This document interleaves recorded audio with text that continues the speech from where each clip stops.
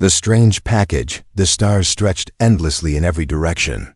Like silver dust scattered on black velvet, Mark Wren sat in the pilot's seat of his small cargo ship, the Star Runner, his eyes fixed on the glowing navigation screen. He was a courier, a man who made his living carrying goods from one distant colony to another. It was not a glamorous life, but it was quiet, and it paid enough for fuel and food. Today, however, felt different. Something about this delivery was strange from the start. 2 hours earlier, Mark had received an encrypted message through his ship's COM system. It was a delivery request with no sender name, no cargo details, and no payment negotiation.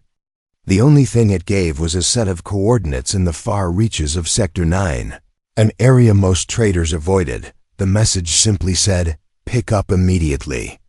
Deliver nowhere, protect the cargo. Mark had carried unusual packages before: artifacts, machine parts, even rare animals, but this one felt unsettling. Still, curiosity and the promise of extra pay made him set his course toward the unknown. Location: the Star Runner slid through space with a soft hum, its engine steady. As the coordinates grew closer, Mark noticed the sector was unusually silent. No trade beacons, no traffic, no signs of life. His scanners picked up only one object, a small pod drifting near the edge of an asteroid belt. The pod was spinning slowly, its outer surface scratched and scorched. Mark frowned and brought his ship alongside, activating the docking clamps. When the pod connected to his airlock, Mark grabbed his blaster just in case and opened the hatch. A wave of cold air spilled out, and with it, a faint sound. It was a whimper, soft and trembling. Mark stepped inside and froze, curled in the corner. Of the pod were 3 small alien children. Their skin was pale blue, their large eyes shining faintly in the dim light. They were wrapped in thin blankets, shivering, looking at him with fear. For a long moment, Mark just stared. He had seen alien children before, but never in such a state: dirty, weak, and terrified. One of them, the smallest, clung to the older one, who seemed to be trying to shield the others. Mark crouched down slowly, speaking in a calm voice. "It's all right, I'm not here to hurt you." The children didn't understand his words, but his tone seemed to ease their tension slightly. Mark's mind raced. Someone had sent him here to find this pod. Someone had abandoned these children in the cold void of space. The thought made his chest tighten with anger. He tapped his wristcom and scanned the pod for identification. There was none. It had been deliberately wiped clean. This was no accident. This was a discard. He knew the rules. Couriers were supposed to deliver exactly what they were told. No questions asked. But there was no destination for this cargo. And these were not crates or machine parts. They were living beings. Mark made his choice. He gently lifted the smallest child into his arms and motioned for the others to follow. They hesitated, then shuffled forward, their eyes wide with uncertainty. He led them into the Star Runner, closing the hatch behind him. The children sat together on a bench. In the small passenger bay, still holding onto each other, Mark fetched some emergency rations and a flask of warm water. They ate slowly, as if afraid the food might be taken away. He watched them, wondering who they were, where they came from, and why they had been left to die. As he pondered, his ship's console beeped sharply. An alert flashed across the screen. An incoming ship, closing in fast. Mark's stomach dropped. No one should be here. The only ones who traveled this far into empty space were pirates. Or worse. He ran to the cockpit and activated the scanner. The approaching vessel was large, armed, and moving at high speed. A transmission crackled over the COM channel. "Unidentified vessel, you have something that belongs to us. Hand over the cargo and you will live." The voice was cold, calculated, and utterly without compassion. Mark didn't reply. His hands flew over the controls, preparing to break away. In the passenger bay, the children huddled together as the Star Runner's engines roared to life. Mark knew these weren't ordinary pirates. These were slave raiders, the kind who captured orphaned alien younglings to sell on the black market. His jaw tightened. There was no way he was giving them up. The Raider ship fired a warning shot, a blast of red energy that streaked past the Star Runner. Mark jerked the controls, diving into the edge of the asteroid belt. The rocks spun around them, huge shadows tumbling past. He used the debris as cover, weaving through narrow gaps with practiced skill. The Raiders followed, but Mark's smaller, faster ship gave him an advantage. He pushed the engines hard, darting between spinning asteroids. One wrong move and the ship would be crushed. But he didn't slow. Every second he bought was another second the children stayed safe. A chunk of rock slammed into his hull, sending a shudder through the ship. Warning lights flashed, but Mark ignored them, focusing on the path ahead. Finally, he spotted a massive asteroid with a deep shadowed crater. He dove into it, cutting the engines. The Star Runner drifted silently into the darkness, hidden from view. The Raider ship swept past. Scanning the area, after a tense few minutes, it moved on, disappearing into the black. Mark exhaled slowly, his hands still tight on the controls. He turned back toward the passenger bay, where 3 pairs of alien eyes were watching him. They didn't speak his language, but he could tell they understood one thing: he had saved them. And as far as Mark Wren was concerned, he wasn't going to stop now. The pursuers. The silence in the cockpit did not last long. Mark's scanners began to pulse again, sharp and steady. The Raider ship had turned back. And this time it was not alone. 2 smaller escort craft had joined it, flanking its sides like hunting wolves. Their formation was tight, their weapons hot.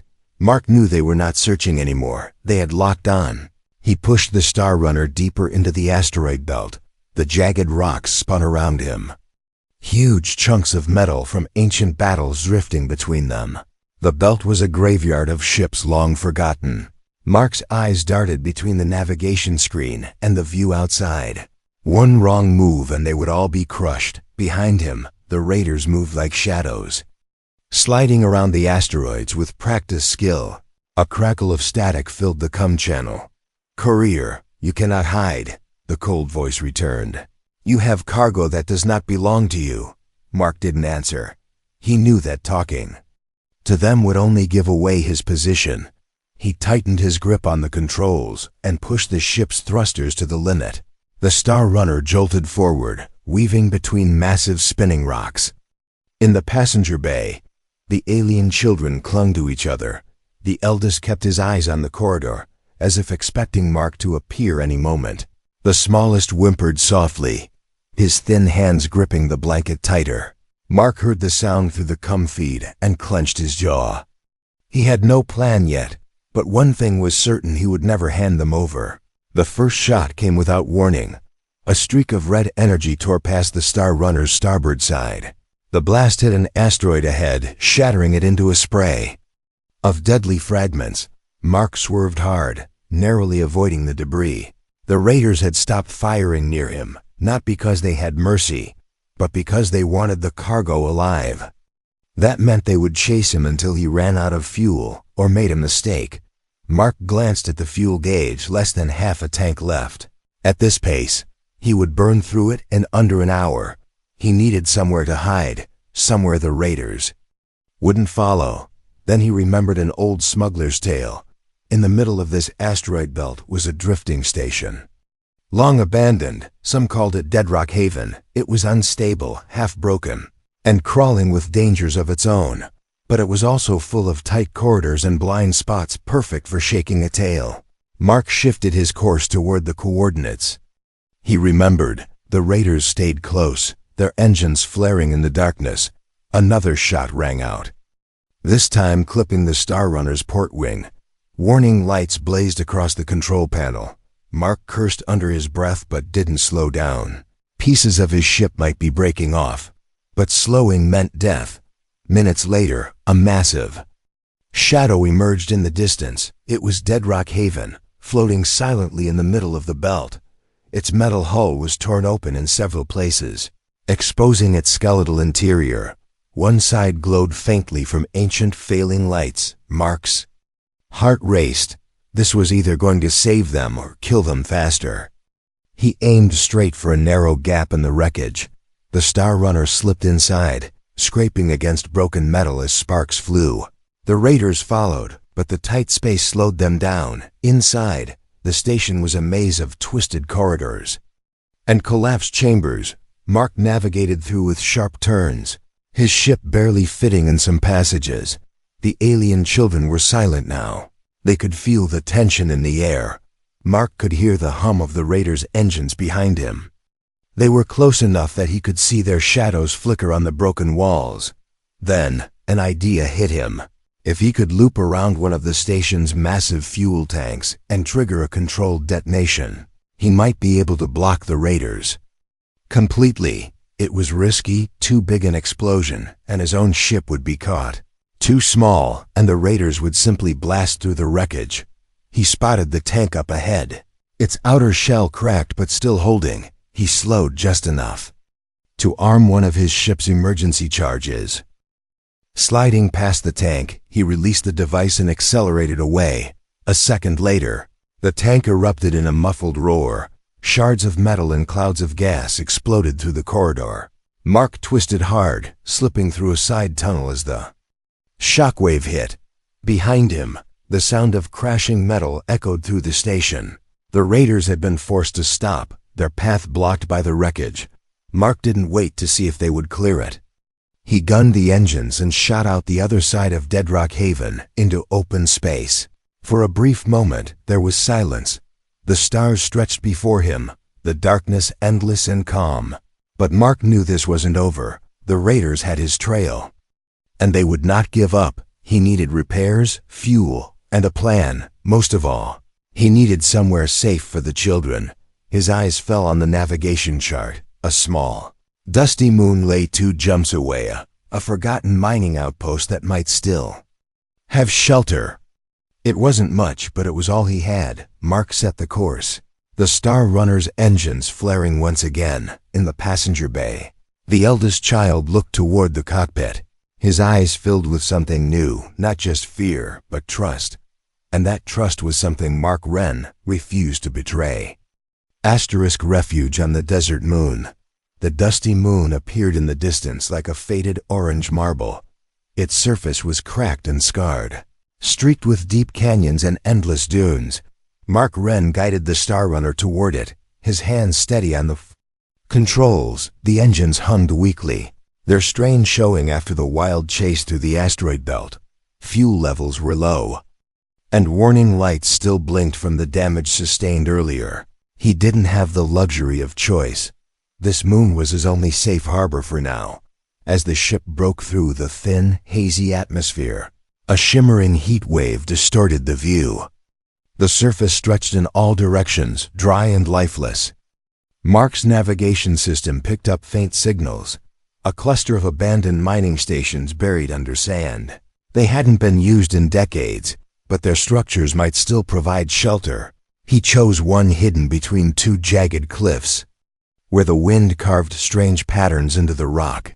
The Star Runner landed with a soft thud, sinking slightly into the loose dust. Mark powered down the engines and stood for a moment, listening to the faint creak of cooling metal. In the passenger bay, the alien children looked around nervously. The smallest one pressed his face to the window, staring at the endless sand. Mark grabbed his blaster and a small pack of supplies, then motioned for them to follow. The eldest hesitated, then nodded, leading the younger ones down the narrow ramp. The air was hot and dry, tasting faintly of iron. Sand crunched under their boots as they walked toward the mining station. The structure was old, its metal walls half buried under shifting dunes. A faded sign in an alien script clung to the side. Barely visible under layers of dust, Mark pushed. The door opened with effort. The hinges groaned in protest. Inside, it was dark and cooler, the sunlight barely reaching through cracks in the walls.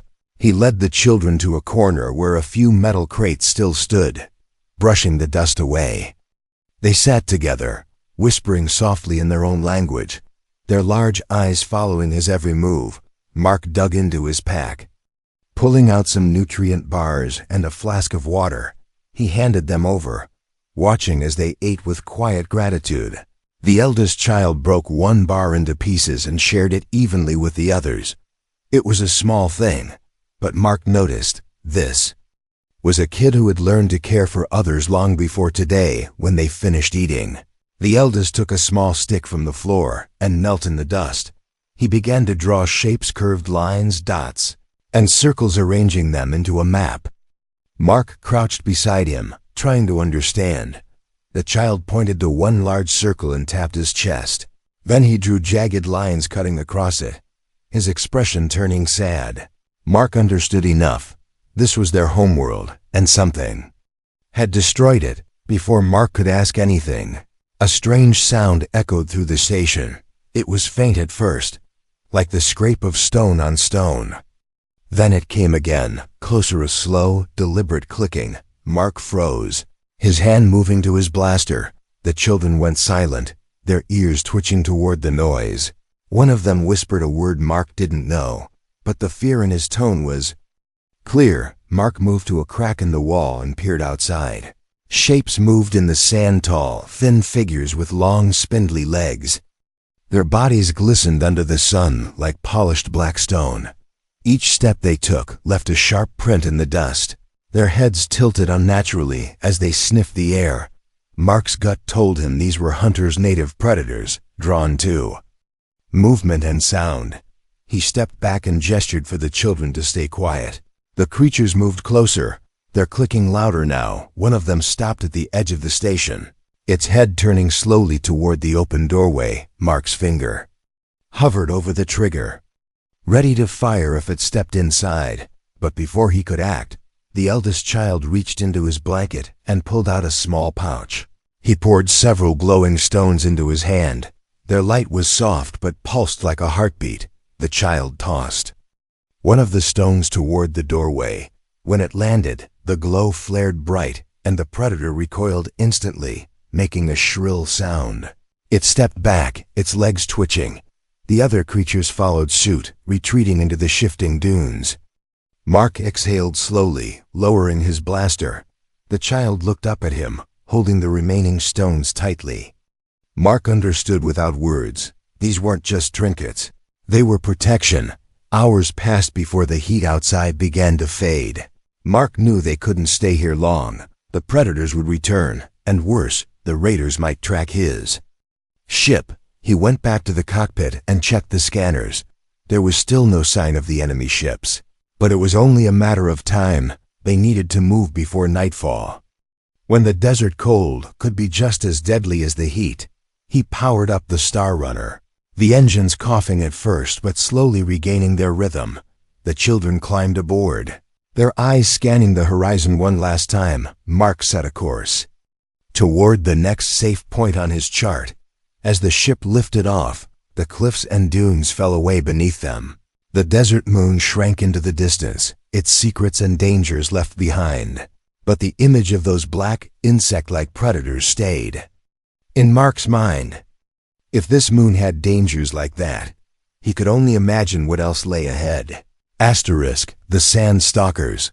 The Star Runner drifted through the thin upper layers of the desert moon's atmosphere, leaving behind the cliffs and dunes.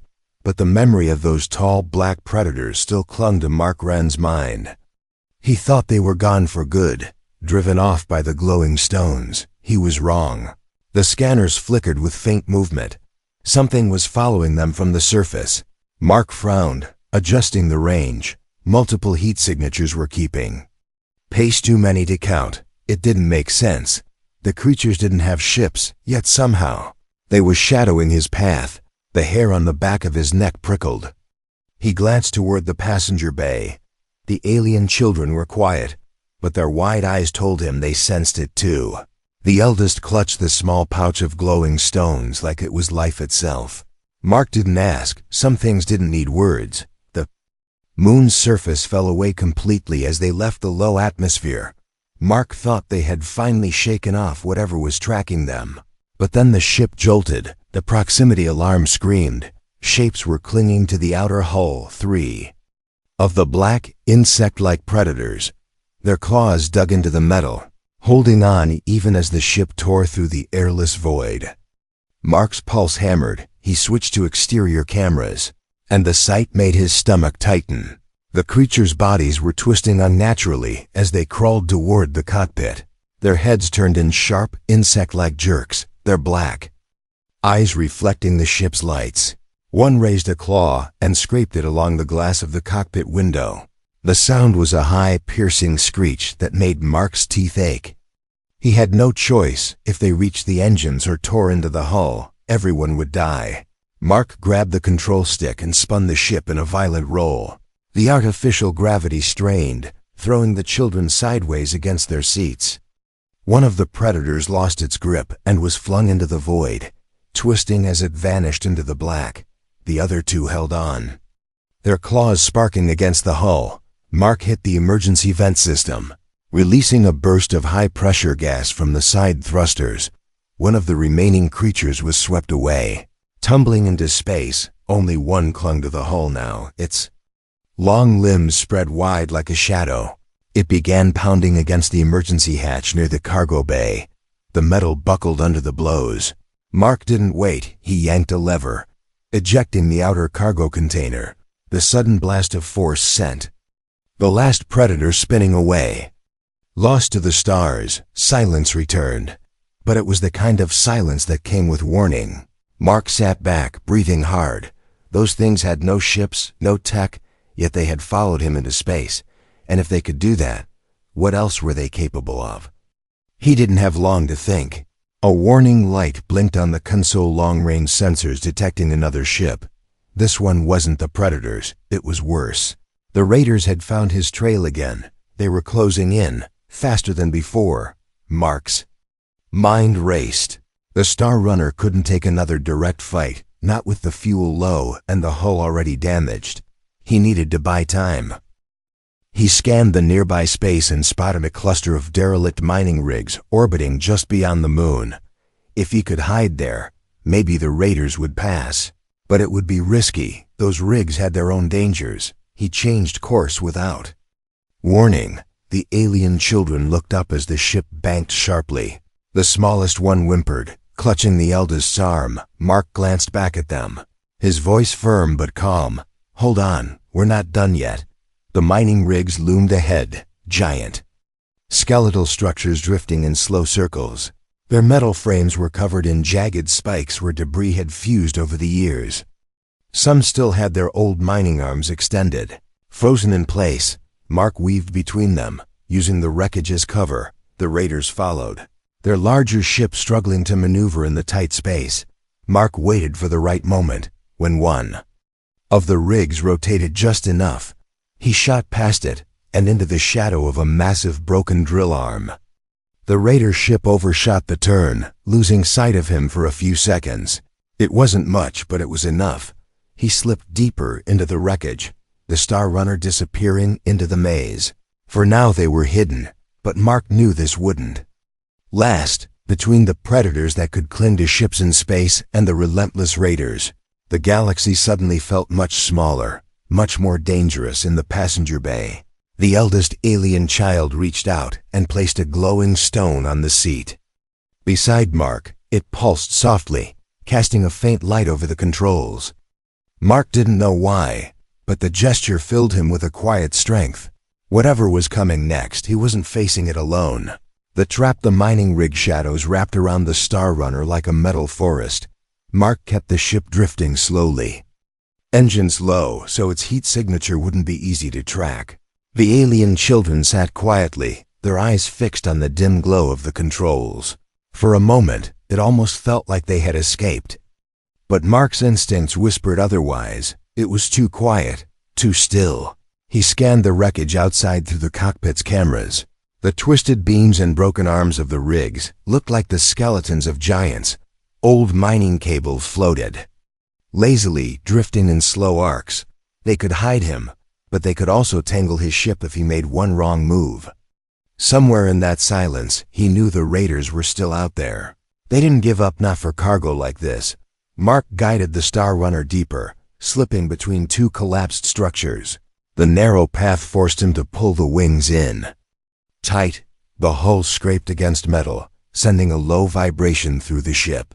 He flinched at the sound. It was like ringing a dinner bell in the dark. Then, the scanners lit up.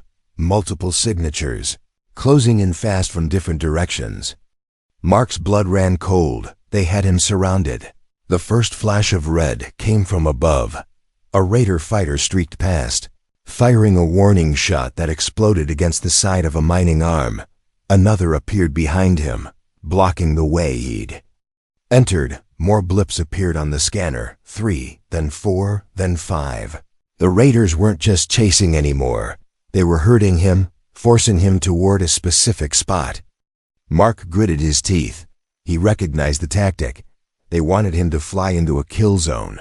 He switched off the main engines for a moment, letting the ship drift in silence. The alien children looked at him, waiting for his next move. Mark forced a smile, though his heart was pounding. "Don't worry. I've been in worse," he lied. He nudged the ship forward, pretending to follow the path the Raiders were pushing him toward. Through the viewport, he saw a wide clearing between the rigs. It looked open and safe, but Mark knew better. This was where they'd close in from all sides. He needed a way to turn their trap against them. That's when he saw it, a massive, half-buried fuel processor drifting near the edge of the clearing. Its storage tanks were still intact, glistening faintly in the starlight. If he could lure the Raiders close enough and trigger a blast, the explosion might scatter them long enough for him to escape. But it would have to be perfect timing. Too soon, and they'd dodge. Too late, and he'd be caught in it himself. Mark's fingers moved over the controls, setting the ship's emergency charges to remote detonation. He slid past the fuel processor, keeping it between himself and the nearest Raider ship. The fighters moved into the open space, their formation tightening. The cum crackled again. The same cold voice as before. "Courier, stop running. Hand over the cargo, and you will be spared." Mark didn't bother replying. Instead, he angled the Star Runner toward the far end of the clearing, pretending to look for a way out. The Raiders took the bait, closing in fast. Mark's thumb hovered over the detonator. The fuel processor loomed behind them now. He waited for the closest fighter to drift right beside it. Then he hit the switch. The explosion was instant. White-hot fire erupted in all directions. The shockwave tore through the clearing, spinning debris like shrapnel. 2 of the Raider fighters were caught in the blast, their hulls ripping apart in a spray of molten metal. The others scattered, their formation broken. Mark slammed the throttle. Forward, the Star Runner leaping ahead. Chunks of wreckage bounced off the hull as he pushed through the chaos. Behind him, the Raiders struggled to regroup, their pursuit faltering. It wasn't a clean escape. Warning lights screamed across the dashboard, and one engine was throwing sparks, but it was enough to put distance between them. He weaved through the last of the wreckage, emerging into open space once more. The alien children stared at him, their eyes wide with a mix of fear and awe. The eldest reached out and touched his arm, a silent gesture of thanks. Mark managed a grin, even though his hands still trembled from the adrenaline. But he knew this wasn't over. The Raiders had lost ships, but not the hunt. They would regroup, track him again, and strike harder. He glanced at the nav chart and spotted his next move, a long, dangerous run through the graveyard belt. If he could survive that, maybe he could finally get these kids somewhere safe. Mark set the course, his voice low but firm. "Hold on, this ride isn't over yet." The final stand. The graveyard belt stretched ahead like a frozen battlefield in space. Thousands of broken warships drifted silently, their twisted hulls locked in an endless dance around the remains of shattered stations. Mark Wren had only been here once before, and he had sworn never to come back. But now, with the Raiders regrouping behind him, he had no choice. The Star Runner slipped between the wrecks, its engines low and quiet. Metal shadows passed over the cockpit, their jagged edges glinting in the distant starlight. Some ships still had their weapons mounted, long dead but looking ready to fire. Others were torn completely in half, their insides spilling cables and broken panels into the void. Mark's eyes darted between the navigation display and the space ahead. One wrong turn here meant smashing into debris or worse, waking up something that was better left undisturbed. The alien children sat strapped in behind him. They didn't understand the history of this place, but they could feel the weight of it. The silence was heavy, almost pressing down on them. Mark didn't tell them about the rumors, how scavengers who came here sometimes vanished without a trace, not because of raiders, but because of things that still lingered in the shadows. Then the silence broke. The scanner lit up raider ships had entered the graveyard belt. 4 of them, moving fast, their formation tight. Mark's jaw clenched. They weren't giving up. If he didn't end this now, they would keep chasing him forever. His eyes scanned the wreckage, looking for something, anything that could be turned into a weapon. That's when he saw it. A massive dreadnought drifted ahead, its hull cracked but its reactor core still glowing faintly through the broken plating. If he could overload that core, the resulting explosion would take out the raiders, or at least cripple them long enough for him to escape. It was dangerous, maybe suicidal, but there was no other way. Mark pushed the Star Runner toward the dreadnought, weaving through drifting debris. The raiders followed, their weapons lighting up the darkness with bursts of red.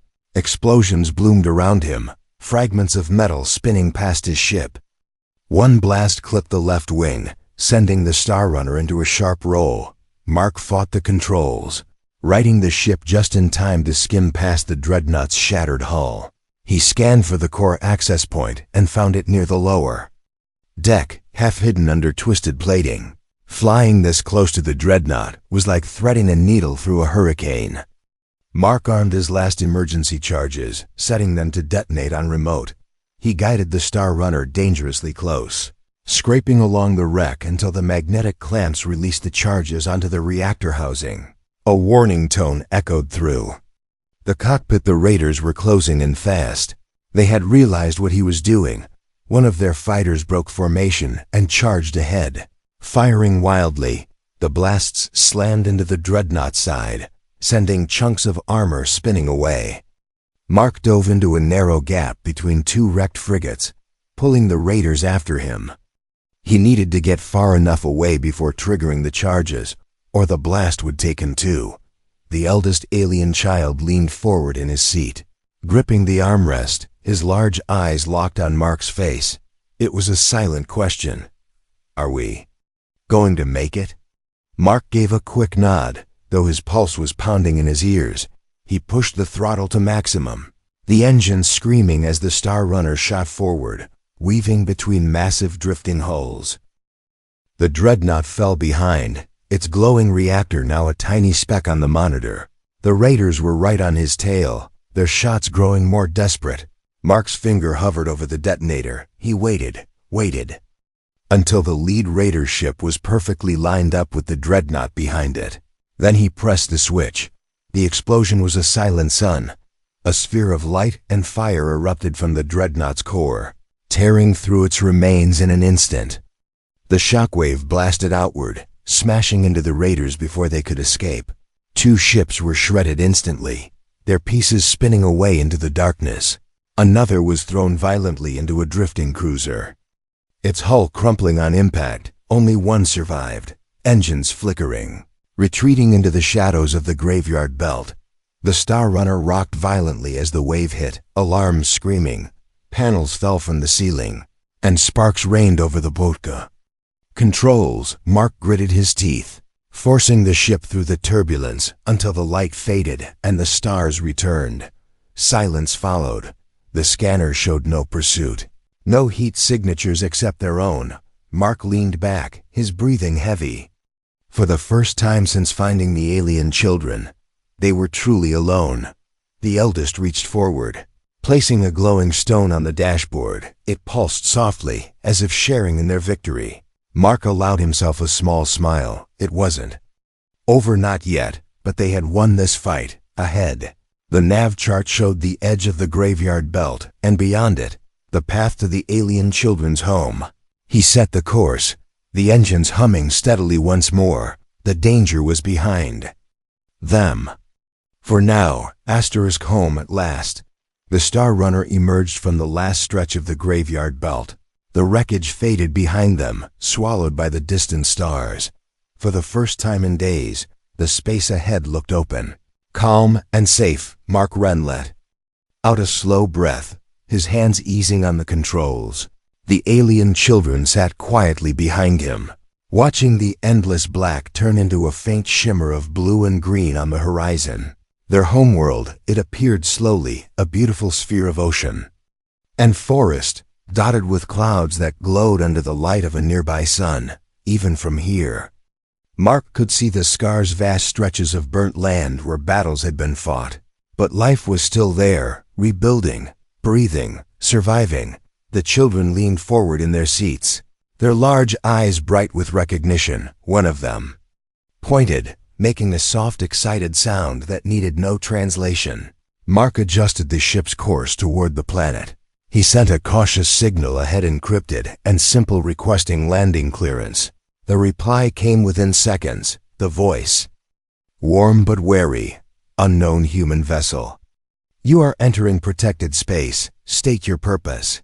Mark smiled faintly and replied, I'm bringing some of your people home. Silence followed. Then the voice returned. Softer now. Proceed to the coordinates we are sending. Welcome. And thank you. The Star Runner descended through the atmosphere, the hum of the engines blending with the soft hiss of rushing air. Below, green forests spread like oceans, broken by winding rivers that shimmered in the sunlight. Small towns dotted the land, some whole, some still being rebuilt. Mark guided the ship toward a wide landing field near a cluster of domed buildings. Dozens of figures were already waiting, their colorful clothing fluttering in the warm breeze. The ship touched down with a gentle thud. The ramp lowered slowly, the metal creaking under the heat. Mark turned to the children. They looked at him, their eyes full of both joy and something heavier reluctance. The eldest stood first, taking the hands of the younger ones. Together, they stepped down the ramp into the sunlight. Gasps and cries filled the air as the crowd recognized them. Two older aliens broke through the gathering, one male, one female, rushing forward with tears streaming down their faces. They dropped to their knees, wrapping the children in tight embraces. The smallest clung to them, sobbing softly. The eldest, still holding his pouch of glowing stones, looked back at Mark for a moment. Their eyes met, and no words were needed. An elder approached Mark, her clothing marked with symbols of leadership. She studied him for a moment, then bowed her head slightly. You crossed dangerous space to return them to us, she said slowly, her accent heavy but her words clear. We have little to give, but you will be honored among our people. Mark shook his head. No payment needed. Just make sure they're safe. The elder smiled faintly. They are safe now because of you. Mark turned to leave, walking back up the ramp, but before he could step inside, the eldest child ran to him. He held out one of the glowing stones, pressing it into Mark's hand. Mark looked at it. The soft light pulsed gently, just like before. The child pointed at the stone, then at Mark's chest. Mark understood. This was a bond, a promise that no matter how far apart they were connected. He slipped the stone into his pocket, giving the boy a small nod. Then he stepped into the cockpit, sealing the ramp behind him. The Star Runner lifted off, dust swirling in its wake. Through the viewport, Mark watched the small figures below waving as the ship climbed higher. The planet grew smaller, the forests and oceans fading into a swirl of green and blue. Mark set a new course into the unknown. He didn't know where the next job would take him or what dangers he might face. But as the glowing stone's soft light reflected off the cockpit glass, he felt ready. Some deliveries were just packages, but some like this one changed everything. And somewhere deep inside, Mark Wren knew this wouldn't be the last time he crossed paths with those children. The galaxy had a strange way of bringing certain lives back together.